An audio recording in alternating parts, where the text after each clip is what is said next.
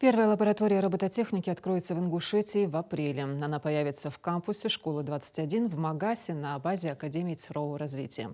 Это образовательный проект, реализуемый при поддержке группы «Софмар» и ее основателя, предпринимателя и мецената Микаила Гуцериева. Об этом заявил глава Ингушетии.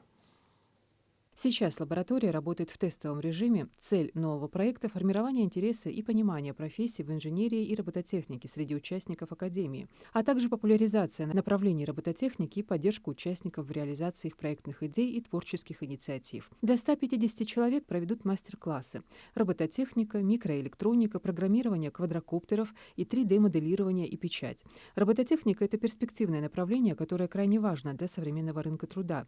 В большинстве компаний и ведомств ИТ считается сервисной функцией, однако ее внедрение может значительно повысить эффективность бизнес-процессов. Робототехника находится на стыке информационных технологий и реального сектора, что делает ее особенно актуальной. Именно поэтому в Академии уделяют особое внимание подготовке специалистов в данной сфере. Интерес к робототехнике стремительно растет как в стране, так и в мире. И Ингушетия должна быть в числе первых регионов, которые начинают осваивать эти технологии.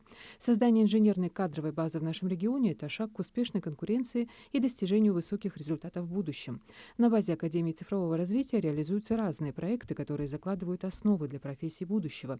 Необходимо постоянно поддерживать интерес нашей молодежи к этой сфере, внедряя основы робототехники во всех школах.